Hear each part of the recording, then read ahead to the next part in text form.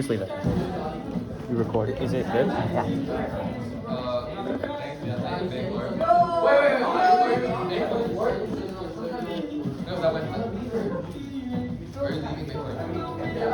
Hey guys, Farhan here. Welcome to another SnaccDec session in which Sam does his awesome teaching.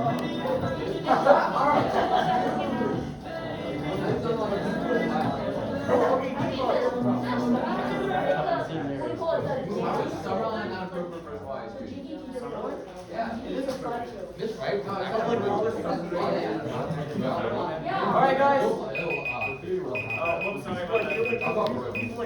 Hello and welcome back.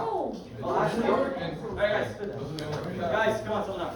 So, it is the last SnaccDec of the year. Man, how does it feel? Well, I feel kind of sad because honestly, SnaccDec's been pretty fun. But you guys have 2 years ahead of you, so that's something to look forward to. So, again, I want to encourage you to stay in SnaccDec throughout high school. It's really like just the art of learning. Like SnaccDec teaches you how to study, and you just get exposed to the world in so many different ways through so many different filters. I think it's an extremely valuable just place to be, and the people here are awesome too. Especially the teacher. I like her teacher a lot. She's chill, but when she wants to be angry, she can be angry. That's beside the point. So I welcome you all back to the second part of Econ. And yeah, let's just get straight into it. So, I think I like purple today. Purple, I'm vibing with purple today. So, what did we learn last time? We learned that economics is primarily based on graphs. Every single concept in Econ, you can turn back to some graph. And there are different types of graphs, but last time we learned what graph? And what graph is that? Supply and demand. Right. So we have 2 lines like this, okay? Which one is supply and which one is demand? Demand goes down to supply. Yeah, so demand downwards, the DD, you know, the big D. So downwards and then supply. And what axis is this? Oh yeah, I mean obviously it's your x-axis. Okay. What is the x-axis labeled in this case? It's going to be your amount of something, which is your quantity. Yeah. Your quantity. And then it's going to be price. Exactly. All right. Awesome. What's this? Equilibrium. Yo, you actually remember stuff. That's awesome. All right. Cool. So everything, like a lot of concepts go back to this graph. Okay. So we'll talk about this in a bit. In economics, you noticed in the thing there's like 4 sections of econ. One section is called microeconomics, and then obviously economics. And the other one is called macro. Okay? So there's 2 distinct subdivisions of economics that we need to like understand, okay? So micro, you want to notice the I, individual. Okay? So microeconomics is like we discussed last time. What's the definition of economics? Like what are we doing when we're talking about economics? Well, we're talking about resources, right? Like time, like iron, money, especially because money is like the most universal resource, right? They use the resources. Yeah, we're allocating our resources somehow. We're trading them, we're using them, we're spending them. This is what economics is all about. And then there's 2 different distinctions of economics. Micro, which is about the individual. Like for example, we're talking about time and like study time and then leisure time, right? That's microeconomics because we're deciding for ourselves how we want to allocate those resources. Yes. Would you say comparative advantage would be a micro? Yes, comparative advantage, we'll talk about that too. But Krishna's just talking about comparative advantage, which is if you have 2 individuals, how are you best to allocate those resources between 2 individuals? For example, if one person, let's say there's 2 traders, okay, and one person trades food for iron. Okay, and this person says, well, yo, you want to come in? Hi, bro. She's like the smartest person I've met. So, let's say the person who trades fish says, okay, if you give me this much iron, I'll give you this much fish. Okay, there's a discussion on how do you maximize how much benefit both parties get. Like, if I'm giving you some of my stuff, I want to make sure I get the most bang for my buck, or bang for my fish in this case. So that's what comparative advantage pretty much is. You're using math to figure out how to maximize both of these things. So we'll talk about that in a bit. But macro, and actually, these two things overlap a lot. Because if we go back to the fish and iron example, I'm going to draw fish, watch this. Oh, beautiful. And then we're going to have iron, Minecraft, iron, yo, yo. Okay. Yo. Okay. Okay, so micro is when we're looking at the economics, we're just like, let's say we're the fish guy. Okay? If we're looking at how to maximize stuff for ourselves, this is microeconomics. When we're looking at like the larger scale of stuff, like let's say we're in like a village, and there are many people trading many different stuff, and one person's selling like necklaces. Okay? Now we're in like a market. And a market is many different individual sellers coming together trying to make money, essentially. The Wall Street dogs, bro, they're just trying to get by, okay? But that's the market. We have all these different things we're trying to sell, and we use macroeconomics to describe the interactions between all of these individual sellers. Okay? So that was kind of like deep for the first part, but I think it's kind of essential to know the difference between these two. Micro I, the individual, macro in a market. Okay? Like different countries, for example. Alright, cool. Let's go to some things that we can learn today. Okay? So, something I just want to talk about. This is part of acting time. I'm going to draw a logo. And you guys tell me if you identify with this logo.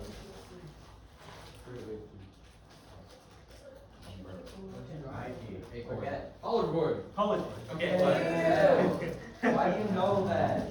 So, I mean, college board, we found that.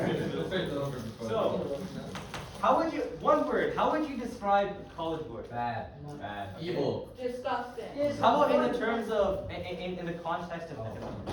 Stupidly rich. Stupid, okay, that's a good place to start. They're stupidly rich, bro. They're stupidly rich. Non-profit only.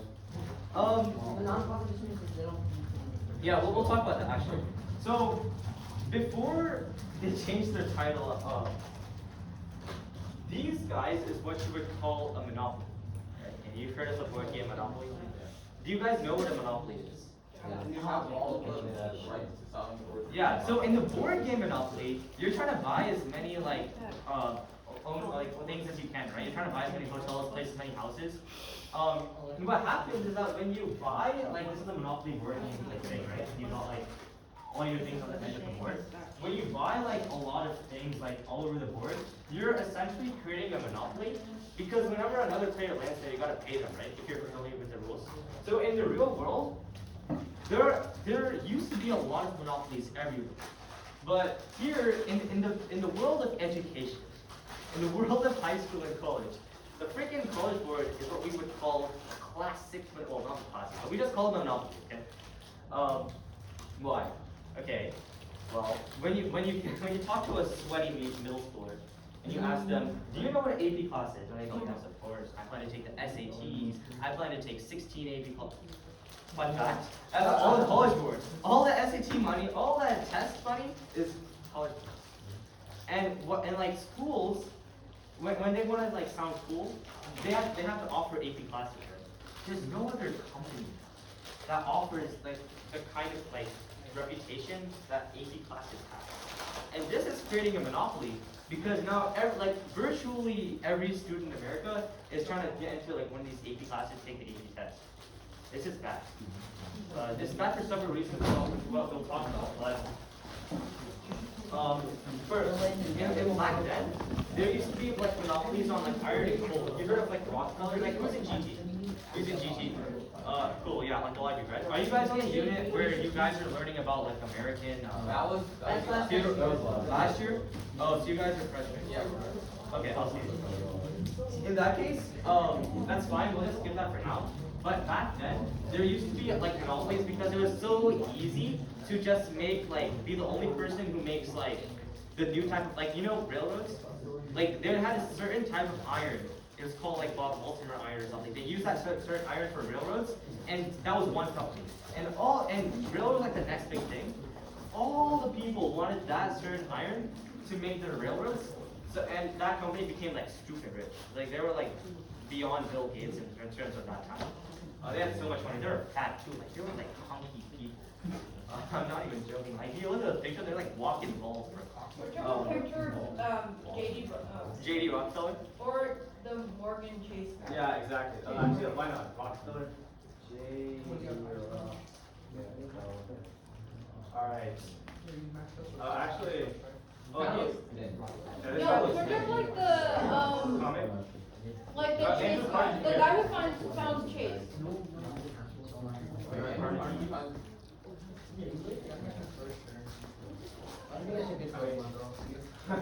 This guy. I mean, like, the thing is, they just depicted them as fat because like the artists didn't like them at all because they were just stupid rich. But that's not the point, right? So this is a monopoly. So let's say this is another term that you need to know for accent, okay? Okay, toothpaste. This is a good idea. Crest. Okay, what else? Crest. Colgate. Don't forget that already. What else? What else?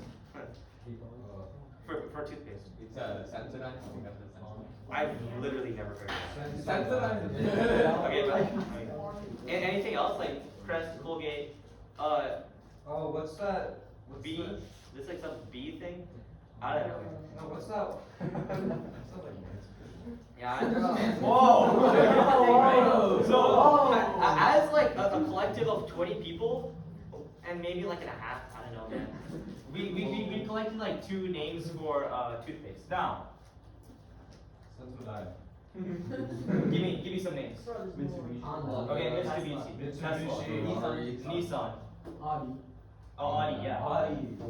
Lambo, yeah. Mitsubishi. Bugatti. What? Bugatti. Okay. Ferrari. So already, within a span of 10 seconds, we got like, bro, like there's a lot of car companies that we know. But in terms of toothpaste, I mean, obviously, like, maybe we're not into toothpaste as much as we are in cars, but like, you would think that we know more than 2. So this is kind of a problem because we know with the college board, whenever students are looking for like the next test, like they like or like AP, in terms of APs, there's only one place to go to the college board, right? Here we have 2, but it's still kind of a problem. Okay, why? Because when there's a monopoly, this is what happens. So I went to India. I've been to India like 5 times, and obviously India is not the most like best city kind of place. There's a lot of like people in poverty and whatnot. But here's the thing, right? There is this one brand of Indian car. The logo looks like it's like a weird like pronunciation. What? Ata? No, it's like an S. Oh yes. Suzuki. Yeah. Yeah. So Suzuki. So me and my grandfather went to a Suzuki dealer. Like we got to see some brand new cars. The quality of cars that they consider to be brand new, and the guy was telling us, yeah, these are like the top of the line we have. Like this is like all the new features. Bro, I could get like a 20-year-old like Toyota car like here in America, than the best car they had there. Okay, why? Suzuki itself is kind of a monopoly, kind of. Okay, like there are other companies like within India, like people go to buy, but there's no real motivation for Suzuki to make better cars. There's no real motivation to say, hey, I don't like this gas filtering thing we're going on with our exhaust pipe. Yeah, we know it's polluted, who cares? No one's gonna tell us anything because people are buying your cars. It's like competition with your classmates. if you're taking a test, or like if you're doing a pacer test, if you're doing a pacer test next to someone who like who's your friend, you say, I'm gonna do one better than you. I'm gonna do one more than you. That's competition, and it's pushing you to be better. In India with Suzuki, I'm no joke. Their logo looks like this. Superman. This is our logo, Suzuki, right? Oh. So Suzuki has no motivation to make better cars, to clean up their act in terms of the exhaust pipe and whatnot. So, I mean, Because it just caused company loss. when you have a pulley like this, like, okay, actually I'm just gonna write down the name. Oh my gosh. Yeah, To do help me out with this spelling. O-G-I-L-O-P-Y. No, O-G-I-L-O-P-Y. O-L-I-O-P-I.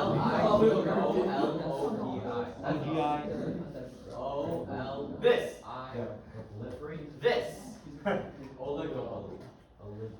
In a state of limited competition, in which the market is shared by a small number of producers or sellers. Sounds like we like going to college. That's funny. So this is okay, and this is generally not good for any market because we want competition. We want a wide range of ice cream choices. When we go to like a block, we see like 5 ice cream places. We are overjoyed. If you take AP Psych, you will disagree, but when you take economics, you have to agree. Is it like What? like you said like that? It's a different psychological reason, but I thought like the amount of taxes you get from. okay, I mean that's a different thing, so we'll talk about it later. But like, essentially, yeah. All right, we got 10 minutes. So let's talk about different. Alright, let's talk about different types of money. Okay, so this is a very, very interesting concept. There are 2 different types of money, okay? So there's fiat money, okay? And there's commodity money. Alright, listen. So when I was in middle school, me and my friend would do favors for each other. Not in a sus way, but we'd say, oh, I'll give you 2 cookie money. If you do this. So cookie money was essentially like at the cafeteria they sell cookies for 50 cents, and so that 50 cents was like 1 cookie. Yeah, okay, yeah. I mean, I actually went to a different school during it, but yeah, because we were so into the school cookies that we coined the term cookie money. So cookie money is something we can trade. Just like a necklace, like just like iron or fish, we can trade that in terms of for a good or service. So in economics, resources, good or service. This, right? A good, toothpaste. A service, dog washing or dog walking, right? Good or service, we can pay for and we can receive. We're always talking about goods and services, right? So obviously cookie money is the thing we can trade, but also at the same time, actual like cash is something that we can like give and trade. Well, so I heard like you have to trade cash for. trading cash for something is just called buying. No, not like for buying for something. Like if you like trade different types of. Like let's say you're like exchanging cash for like euros. Yeah. So that's a completely different thing. I don't think they cover that in SnaccDec, but there's something called the foreign exchange market, and there's 2 different things. Like we have 2 different supply and demand graphs, and what happens is that let's say you're buying euros for USD, the price of 1 euro, how much American money you have to give for 1 euro changes all the time, just because of the fact that the economy is always fluctuating. Yeah. So that's like a different topic entirely. But what we're talking about here is the types of money that we can have. So commodity money is anything that has value outside of it, okay? So a cookie money could work like this. I could give 1 cookie money to my friend and he'd do something for me, like a service, okay? Sus service. Or I could take that cookie money and eat it and enjoy the delicacy that is the cafeteria school cookie. Okay, so this is a commodity money, cookie money. Okay. Now here's the thing, right? If I wait, if I wait until high school to spend my cookie money, it's gonna be pretty nasty because the cookie has no more value to my friend. He's like, oh, I don't want to eat that. I don't want that. So this is called store of value. Of value. Okay. So what is this saying is that the cookie money is valuable when you buy it, like when you get it from the cafeteria, but it loses value over time because it can stale, it can like go bad, whatever. It doesn't have very good store of value. Does that contradict the other value that the other laws that like don't everything has to be the same ratio of price? I have no idea. Like if you had like you know like 4 toothpaste was always Well, toothpaste, I don't think. no like 4 toothpaste bottles was always costed the same as one car, and if the value of money went down, 4 toothpaste bottles would still cost the same as one car. That's like something else entirely, but let's not go there right now. Alright, so it doesn't, this does not have store of value, but let's say I pull out my wallet and I said, hey, 1 year from now, if you'll do this sus favor for me, I'll give you this $100. The thing is, $100 doesn't, like straight cold cash, doesn't lose value as quickly as cookies do. Like, it doesn't go bad, like I can have it in my wallet. Obviously, so it doesn't have perfect store of value though. Because if you've heard of economic recessions, right? You've heard of inflation. That's actually matters. Because why do workers ask for a raise? Like after a year of working at like say Burger King, alright? The workers go and say, okay, you've been paying me $11 an hour, now I want $13 an hour. And the manager goes, why? You go, a year ago, $11 was worth more than it does now because of inflation. You actually, as a worker, it's your responsibility to go to your employer after like a certain amount of time, because you have to do your research, track how the money is growing, track inflation, and say, hey, if I work at Burger King for 5 years, the way it looked like in 2016 is not the way, like if I made $11 an hour, right? It's probably going to equal like $10 an hour now, or maybe even less, in like 2022, okay? Because of inflation. So you have to keep asking things. So what was $11 here now is actually going to be $12 here in like today, because back then the value, like the inherent value of $1 was more than equals now. Like here, if I draw it like this is $1 and this is $1. And like as a normal person, you say they're both $1, but this is the dollar back then, it's the dollar now, and the dollar back then was worth more. And that just happens naturally because of inflation, because the government's always printing money, because we're always trading money, okay? And there's actually a graph for this. It's very interesting. It's called money supply. So let's not talk about that right now. It's very complicated. But what we're talking about here is that money, like because of inflation, the value of money actually decreases. So that's that kind of money. All right. So now we talked about commodity. What about fiat? Right. So fiat money is valuable because the government says so. Okay. So here we have cookie money. This is legit just regular like money, like dollars. Okay? And this is fiat because the government said so, okay? Because like this is literally just cold hard cash. Okay. Well, let's say you store your value in a house, okay? You buy a $500,000 house and you're saying, hey, I own this house now. I'm storing my value inside this house so I can sell it later. Okay, that's cool. Like forget about like the money to like take care of the house because that's kind of expensive. If we don't have that, that's pretty cool. You bought a $500,000 house. 20 years from now, you can sell that house for maybe a bit more, and you'll make like profit off that. You're storing your value just like you're storing your value cookie money. But here's a bit of a problem. Okay. Have you guys ever tried to sell a house? Like, have your parents ever tried to sell a house before?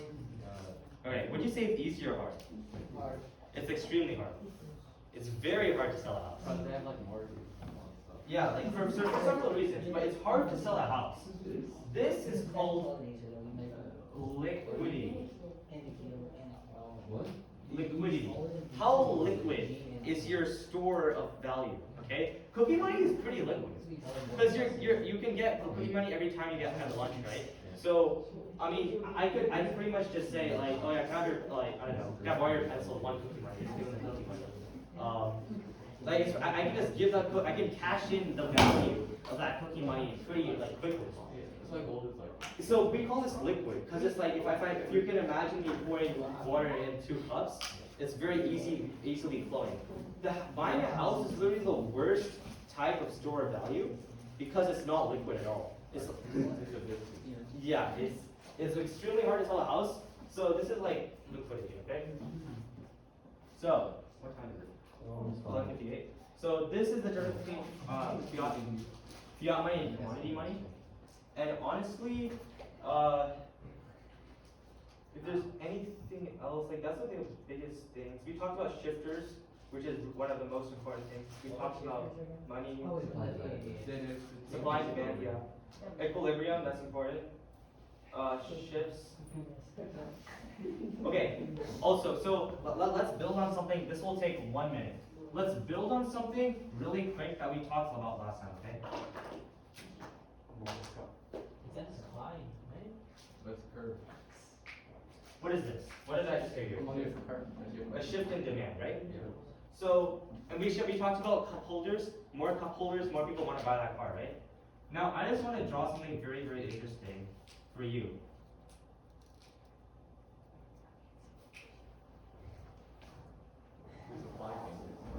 I shifted my supply. I shifted how much cars we have in my warehouse. Because you find an easier way to make cars more cars out of stuff. Yeah. There's several different reasons why. And if I need iron to make my cars, the people who make iron reduce their prices, and I go, ah. But watch what happens, right? Then you drop the prices because You drop the prices because you have just inherently. Okay, see, Sally sells seashells on the seashore. Okay, she sells seashells on the seashore, but the value of these shells will fall due to the laws of supply and demand. No one wants to buy shells because there's loads on the stand. Step 1. You must create a sense of scarcity. Shells will sell much better if the people think they're very valuable. Take as many shells as you can find and hide them on an island, stockpile them high until they're rarer than a diamond. Step 2. You have to create. I know what that is! I know what that is! You have to make the people think that they want it. Really want it. Really want it. Hit them like Bronson. Influencers, product placement, featured prime time entertainment. If you haven't got a shell, then you're just a freaking waste, man. 3. It's a monopoly. Invest in science and property. Start a corporation. Make a logo. Do it properly. Shells must sell. This will be your new philosophy. Swallow all your morals. Terrible. Yeah. 4. Expand. Through forest, make land. Fresh blood on hand. 5. Why just shells? Why limit yourself? She sells. Sell oil as well. 6. Gun, sell stock. Sell diamonds, sell rocks. Sell what to a fish. Sell time to a clock. 7. Press on the grass. Fetch your foot off the brakes. Then run to the president of the United States. 8. Big smile, make big wig. That's great. Now the truth is overrated. Tell lies out the gate. 9. Pull the face of people. Controversy in the game. It doesn't matter if they hate you. They just say your name. 10. Step up onto a stage to a round of applause. You're a liar, a cheat, a devil, a whore, and you sell seashells. So I see sure. what do we have these guys? When you have a more supply, people don't want that crap. You guys are dismissed. And that's how you end SnaccDec 2022. Have a great time, guys.